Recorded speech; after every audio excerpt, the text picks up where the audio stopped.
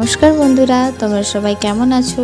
আশা করি তোমরা সবাই ভালো আছো, সুস্থ আছো। আজকে চলে এসেছি আরও একটি নতুন ভিডিও নিয়ে।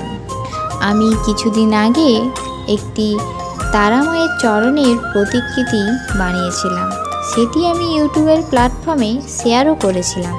তোমরা অনেকেই সেটা দেখেছো ও ভালোবাসা দিয়েছো।